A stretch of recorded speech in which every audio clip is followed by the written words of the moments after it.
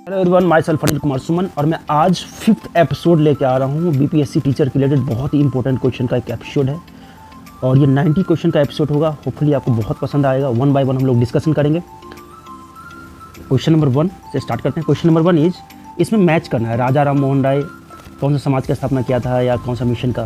तो विवेकानंद ने किस समाज का स्थापना किया था। तो इसका आंसर हो जाएगा सी। दैट मीन्स जो ए पार्ट है राजा राम मोहन राय, उसने स्थापना किया था ब्रह्म समाज का। विवेकानंद ऑप्शन बी का आंसर हो जाएगा, रामकृष्ण मिशन शुरू किया था। दयानंद सरस्वती, इसने स्थापना किया था आर्य समाज का। दयानंद सरस्वती सी का 4 हो जाएगा। और एम.जी. रानाडे, इन्होंने स्थापना किया था प्रार्थना समाज का। तो option C is the correct answer. Question number 2 is, निम्नलिखित में से किसे मदर ऑफ इंडियन रिवोल्यूशन कहा जाता है। निम्नलिखित में से किसे मदर ऑफ इंडियन रिवोल्यूशन कहा जाता है। तो एक ऑप्शन है madam Bhikaji Cama, option B is Annie Besant, C is Pritilata Waddedar और D is the Kalpana Dutt. तो इसका आंसर हो जाएगा A. That means madam Bhikaji Cama को मदर ऑफ इंडियन रिवोल्यूशन भी कहा जाता है। Now the next question is question number 3, that is, निम्नलिखित में कौन सा बजट भारत का पहला पेपरलेस बजट प्रस्तुत करता है। तो इसका आंसर हो जाएगा सी। दैट मीन्स 2021-22 का जो है बजट जो पेश हुआ था वो पेपरलेस बजट पेश हुआ था, जिसको डिजिटल भी बोलते हैं।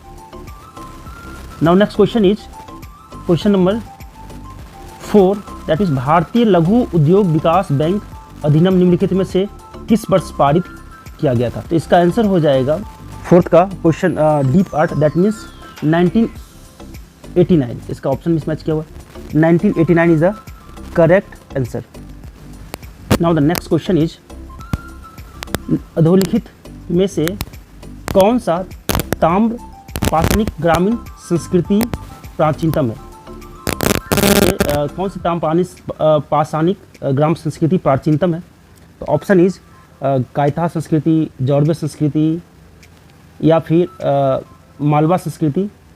तो इसका आंसर हो जाएगा ए। दैट मीन्स प्राचीनतम संस्कृति है। नेक्स्ट क्वेश्चन इज, मौर्य समाज की स्थापना के पहले समस्त उत्तरी भारत का विभक्त था। मौर्य समाज की स्थापना से पहले उत्तरी भारत विभक्त था कितने भी हिस्सों में। तो इसका सी पार्ट हो जाएगा, 16 महाजनपद और गणराज्यों में विभक्त था। सी 16 जनपद और गणराज्यों में विभक्त था। नेक्स्ट क्वेश्चन है क्वेश्चन नंबर 7, दैट इज, अधोलिखित में किस लेखक की पुस्तक में से कश्मीर की 12वीं शताब्दी ईस्वी के इतिहास का विवरण प्राप्त होता है। तो क्वेश्चन नंबर 7 का आंसर हो जाएगा डी। दैट मीन्स कल्हण के पुस्तक से कश्मीर की 12वीं शताब्दी ईस्वी के इतिहास का विवरण प्राप्त होता है।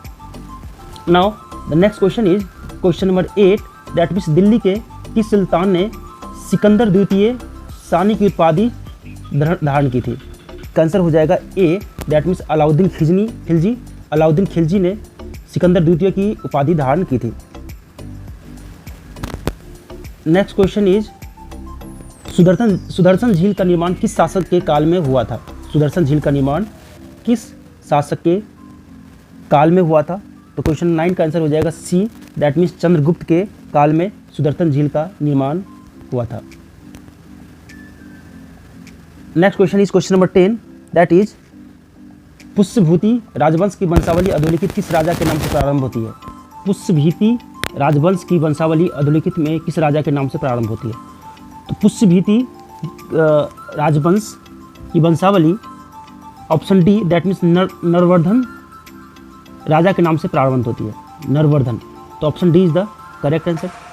Now next question is question number 11। Question number 11 is, निम्नलिखित में कौन सी गर्म धारा है। इसमें से गर्म धारा कौन सी है, कौन सी गर्म धारा है। तो ऑप्शन बी हो जाएगा क्यूरोसियो धारा, जो है गर्म धारा है। क्यूरोसियो का जलधारा, जो जापान की जलधारा है, वो गर्म धारा है। Now the next question is question number 12, that is, निम्नलिखित में कौन सा परिवहन का सबसे सस्ता साधन है। परिवहन का सबसे सस्ता साधन कौन सा है। ऑप्शन ए इज रेल परिवहन, सड़क परिवहन, वायु परिवहन और जल परिवहन। तो इसका आंसर हो जाएगा जो जल परिवहन का रास्ता है सबसे सस्ता साधन है। जल परिवहन सबसे सस्ता साधन है। Now the next question is question number 13, that is, निम्नलिखित में से कौन सा अपवर्तन अभिकर्ता बालुका स्तूपों के निर्माण के लिए उत्तरदायी है? बालुका स्तूप के निर्माण के लिए उत्तरदायी है कौन सा अपवर्तन? तो 13 का आंसर हो जाएगा बी, दैट मीन्स पवन जो है। नेक्स्ट 14 नंबर क्वेश्चन इज, वायुमंडल की सबसे निचली परत है, वायुमंडल की सबसे निचली परत कौन सी है? तो इसका आंसर हो जाएगा दैट इज 14 का क्वेश्चन सी, जो क्षोभ मंडल है सबसे निचली परत है, क्षोभ मंडल सबसे निचली परत है। नाउ क्वेश्चन नंबर 15 इज, निम्नलिखित में कौन सा ताप वितरण के आदर्श स्थितियां है? ताप, निम्नलिखित में कौन सा ताप वितरण के लिए आदर्श परिस्थितियां हैं? ऑप्शन ए इज बादल युक्त आकाश, शांत एवं स्थिर वायु, शांत एवं स्थिर वायु। ये बी और सी दोनों सेम हो जाएगा, सी, दैट मीन्स केवल B is the correct answer. Next question number 16 is, Bihar के किस जिले में तेल्हार कुंड जलप्रपात स्थित है? तेल्हार कुंड जलप्रपात स्थित है, तेल्हार कुंड जलप्रपात। 16 का आंसर हो जाएगा सी, दैट मीन्स कैमूर में तेल्हार कुंड जलप्रपात स्थित है। यह प्रपात दुर्गावती नदी के उद्गम के पास रोहतास पठार में स्थित है। So next question is question number 17, Asia की सबसे बड़ी एवं ताज़ा जल वाली गौखुर झील बिहार में कौन सी है? एशिया की सबसे बड़ी एवं ताज़ा जल वाली गौखुर झील बिहार में कौन सी है? एशिया की सबसे बड़ी एवं ताज़ा जल वाली गौखुर झील बिहार में कौन सी है? 17 का आंसर हो जाएगा बी, दैट मीन्स कनवार झील। कनवार झील हो जाएगा, जो बिहार के बेगूसराय जिला में स्थित है। इसे बिहार का एकमात्र और देश का 39वां रामसर आर्द्रभूमि स्थल घोषित किया गया है। So option B is the correct answer. Now the next question is question number 18, that means पृथ्वी की बाह्य परत को क्या कहते हैं? पृथ्वी की बाह्य परत को क्या कहते हैं? इसका आंसर हो जाएगा बी, दैट मीन्स पपड़ी। पृथ्वी की बाह्य परत को पपड़ी कहते हैं, जिसकी औसत गहराई 5 से 70 किलोमीटर तक है। इसको क्रस्ट भी बोलते हैं। यह परत अपसादी चट्टान से निर्मित है। इस परत का संगठन सिलिका, फेल्सपार तथा मैग्नीशियम के तत्वों से युक्त है। तो option B is the correct answer. पृथ्वी की बाह्य परत पपड़ी या क्रस्ट है। नाउ क्वेश्चन 19 इज, गोदावरी नदी कहाँ से निकलती है? तो इसका आंसर हो जाएगा D, that means Nashik. Nashik से निकलती है ये।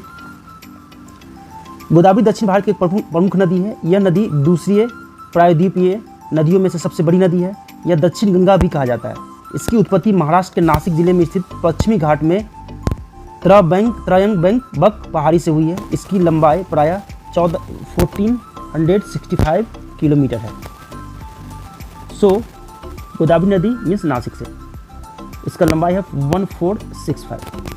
Now the next question is 20 number question is, Suez नहर जोड़ती है।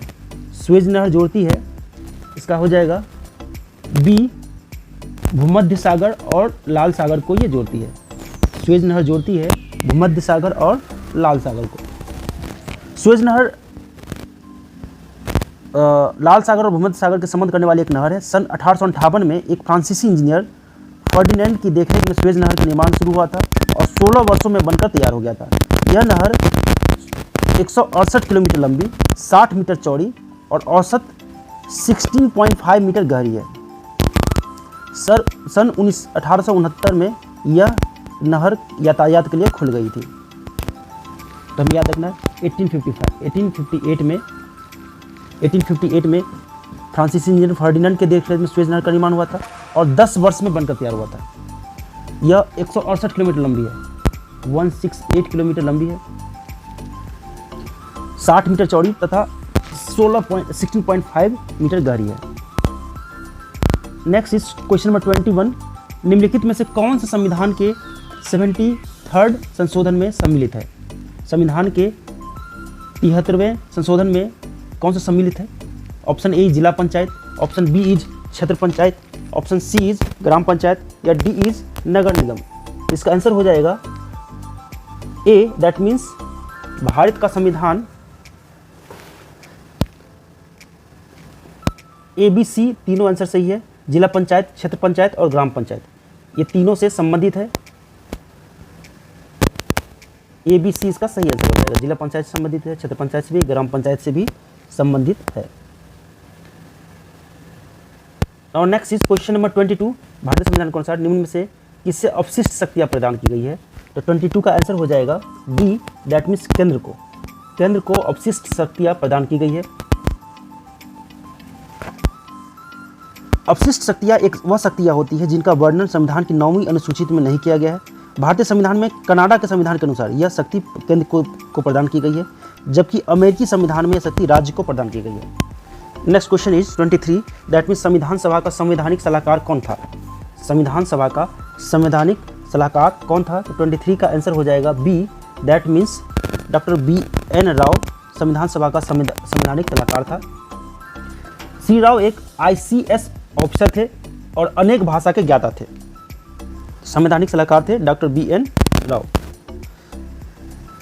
Next question is question number 24, भारतीय संसद की सबसे बड़ी समिति कौन सी है? भारतीय संसद की सबसे बड़ी समिति कौन सी है? 24 का जो ऑप्शन है, कार्य मंत्रणा समिति, प्राक्कलन समिति, सार्वजनिक उपक्रम समिति या लोक लेखा समिति। इसका आंसर हो जाएगा बी, दैट मीन्स प्राक्कलन समिति जो है भारतीय संसद की सबसे बड़ी समिति है, प्राक्कलन समिति। तो हमें याद रखना प्राक्कलन समिति। Next is 25, that is look east policy का एक्ट ईस्ट पॉलिसी में परिवर्तन कब हुआ? लुक ईस्ट पॉलिसी का एक्ट ईस्ट पॉलिसी में परिवर्तन कब हुआ? 25 का आंसर हो जाएगा सी, दैट मीन्स नवंबर 2014 में लुक ईस्ट पॉलिसी को एक्ट ईस्ट पॉलिसी में परिवर्तन हो गया। भारत की एक ईस्ट पॉलिसी एशिया प्रशांत क्षेत्र में मौजूद देशों के भी सहभागिता को बढ़ावा देने के मकसद से लाई गई थी। इस नीति ने पूर्व सरकारों की ओर से लुक ईस्ट का नीति को एक कदम आगे बढ़ाया था। एक आर्थिक पहल के तौर पर शुरू हुई इस नीति ने अब एक राजनीतिक, रणनीतिक और सांस्कृतिक अहमियत हासिल कर ली है। भारत ने इस नीति के तहत Indonesia, Vietnam, Malaysia, Japan, Republic of Korea, Australia, Singapore और आसियान देशों के साथ ही एशियाई प्रशांत क्षेत्र में मौजूद देशों के साथ संपर्क और आपसी सहयोग को बढ़ाया है। So option C is the correct answer. Now the next question is 26, Uttar Pradesh जमींदारी उन्मूलन और भूमि सुधार अधिनियम 1950 अंतर्निहित है, किस सूची में, अनुसूची में निहित है? तो 26 का जो आंसर हो जाएगा दैट इज सी, ये 9वीं अनुसूची में उत्तर प्रदेश जमींदारी उन्मूलन और भूमि सुधार अधिनियम निहित है। उत्तर प्रदेश जमींदारी उन्मूलन और भूमि सुधार अधिनियम। Next question is question number 27, that is हमारे संविधान में मूल कर्तव्य कब लाया गया था? तो 27 का आंसर हो जाएगा सी, दैट मीन्स 1976 में लाया गया था। मूल कर्तव्य पहले से संविधान में नहीं थे। इस संविधान के 42वें संशोधन जो 1976 में हुआ था द्वारा जोड़ा गया है। यह श्री स्वर्ण सिंह समिति की सिफारिश पर आंतरिक आपातकाल की जरूरत एवं आवश्यकताओं को पूरा करने के लिए लाया गया था। तो मूल कर्तव्य ध्यान देना 1976, इसका C option is the correct answer. Now the next question is number 28 is सर्वप्रथम पंचायती राज का गठन किस वर्ष हुआ? सर्वप्रथम पंचायती राज, तो पंचायती राज का सर्वप्रथम गठन 1959 ईस्वी में हुआ था, 1959 में। इसका आंसर हो जाएगा 1959, ये ऑप्शन। भारत में प्राचीन काल से ही पंचायती राज व्यवस्था अस्तित्व में रही है। आधुनिक भारत में प्रथम बार पंडित जवाहरलाल नेहरू द्वारा राज्यसभा के नागौर जिले के बगदौर गांव में 2 अक्टूबर 1959 को पंचायती राज व्यवस्था लागू की गई थी। पंचायती राज व्यवस्था में ग्राम, तालुका और जिला आते हैं। So option A is the correct answer. Now the next is the 29, Bihar के किस जिलों को सिल्क सिटी के नाम से भी जाना जाता है? बिहार के किस जिले को सिल्क सिटी के नाम से भी जाना जाता है? इसका आंसर हो जाएगा भागलपुर। भागलपुर को सिल्क सिटी के नाम से भी जाना जाता है। बिहार के भागलपुर जिले को रेशमी वस्तु के उत्पादन के कारण बिहार की सिल्क सिटी के नाम से जाना जाता है, क्योंकि यहाँ रेशम की लोकप्रिय किस्म टसर रेशम का उत्पादन होता है। तो हमें ध्यान देना है silk city means Bhagalpur Bihar का। नेक्स्ट क्वेश्चन इज 30, भारत की जनगणना विश्व 11 के अनुसार, क्वेश्चन 30 इज भारत की जनगणना विश्व 11 के अनुसार बिहार में महिला साक्षरता दर क्या है? महिला साक्षरता दर क्या है? महिला साक्षरता दर क्या है? इसका आंसर हो जाएगा 30 का डी, दैट इज 51.50% भारत की जनगणना विश्व के अनुसार महिला साक्षरता दर बिहार का है। So next question number 31 is next question, अरहर की संकर किस्म है, अरहर की संकर किस्म क्या है? 31 का जो आंसर हो जाएगा A, that means IPCH8, IPCH8 अरहर की संकर किस्म है। प्रथम विधि आयोग, प्रथम विधि आयोग के अध्यक्ष कौन थे? न्यायाधीश JL कपूर या न्यायाधीश BK सुंदरम? श्री MC सेतलवाद। इसका आंसर हो जाएगा D, that means Shri MC सेतलवाद जो है option is the correct answer. So next question is, green house में सब्जी को उगाने की विधि को कहते हैं, ग्रीन हाउस में सब्जी को उगाने की विधि को क्या कहते हैं? 33 का आंसर हो जाएगा D, that means vegetable forcing. Option D vegetable forcing is the correct answer. Green house में सब्जी को उगाने की विधि को vegetable forcing is the correct answer. Now the next question is 34, मृदाओं के कण घनत्व का औसत होता है, मृदाओं के कण घनत्व का औसत होता है, इसका आंसर हो जाएगा मृदाओं के कण, क्वेश्चन नंबर 34 इज मृदाओं के कण घनत्व का औसत होता है, ये मूल्य नहीं होगा, औसत होता है डी, दैट मीन्स 2.65 ग्राम पर सेंटीमीटर क्यूब। घनत्व, इसका घनत्व जो होता है 2.65 ग्राम पर centimetre cube. Now next question is 35, that is निम्नलिखित में बाग लगाने की कौन सी विधि पहाड़ी क्षेत्र में अपनाई जाती है? बाग लगाने की कौन सी विधि पहाड़ी क्षेत्र में अपनाई जाती है? 35 का आंसर हो जाएगा ए, दैट मीन्स समुच्च विधि। समुच्च विधि पहाड़ी में क्षेत्रों में बाग लगाने के लिए उपयोग अपनाई जाती है। यह विधि नियंत्रण, संरक्षण एवं फसल उत्पादकता बढ़ाने का एक आसान, प्रभावशाली एवं कम लागत वाली विधि है। इसमें वृक्षों का समोच्च पंक्तियों में लगाया जाता है। So option A is the correct answer, पहाड़ी क्षेत्र में इसको यूज किया जाता है। Now the next question is 36, पंचम सवारी ताल में कितनी मात्राएं होती है? पंचम सवारी ताल में कितनी मात्राएं होती है? तो 36 का आंसर हो जाएगा बी, दैट मीन्स 15 मात्राएं होती है।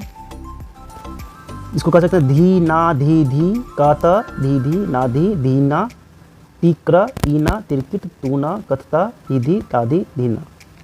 तो ये जो है 15 मात्राएं होती है पंचम सवारी ताल में।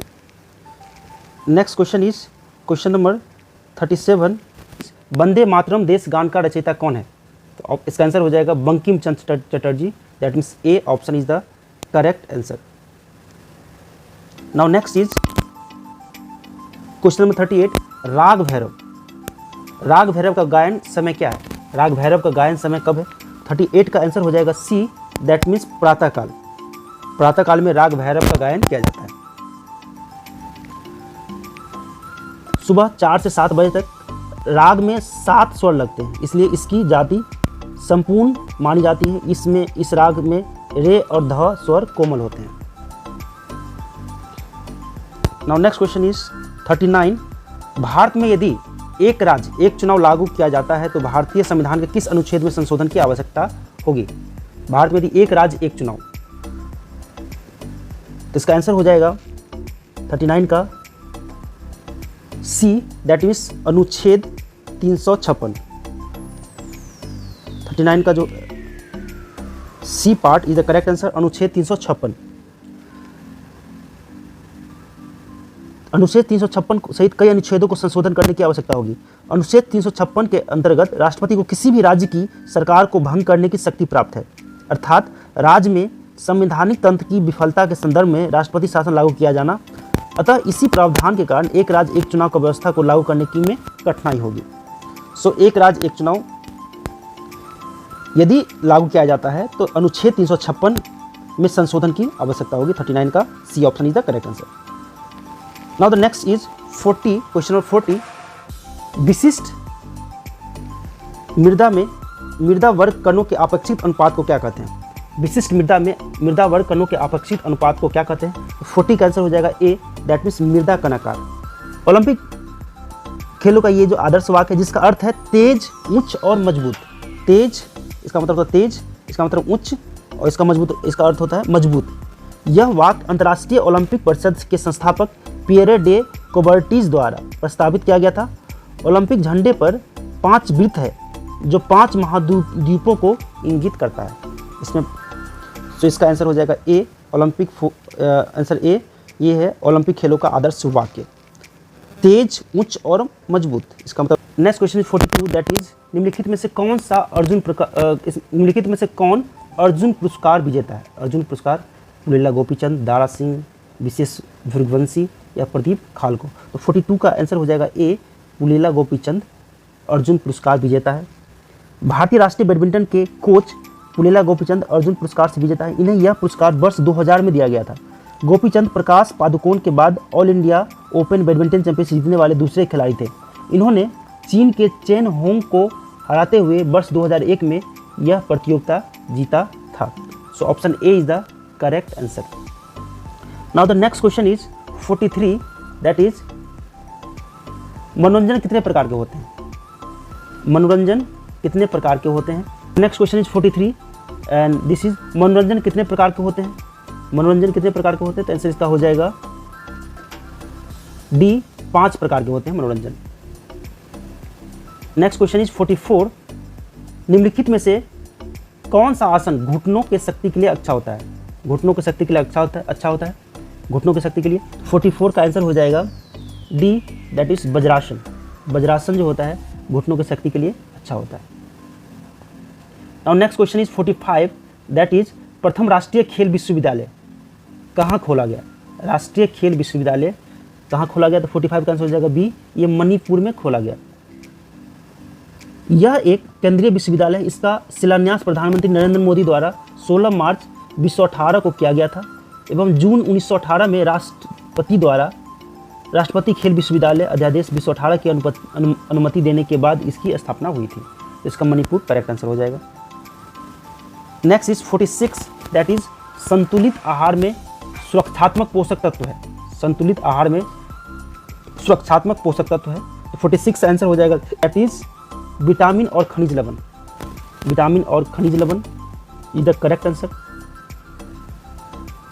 Now next question is question number 47, that is निम्नलिखित विधियों में से भोजन पकाने की सरल विधि क्या है? भोजन पकाने की सरल विधि क्या है? इसका आंसर हो जाएगा 47 का सी, दैट मीन्स उबालना। सर्वोत्तम विधि भोजन उबालकर पकाने की विधि होती है। भोजन को उबालकर पकाने से उसके पोषक तत्व उसमें विद्यमान रहते हैं, जबकि तलने, सेकने या भूनने से उसकी पोषक तत्व उबले भोजन की तुलना में नष्ट हो जाते हैं। सो उबालने वाली विधि is the best. So option C is the correct answer. Now next question is 40 enzyme. Question number 48 is trypsin enzyme, ये एंजाइम होगा यहाँ पर, किस क्रिया में सहायक होती है? तो ये होता है प्रोटीन के पाचन में। तो option C is the correct answer.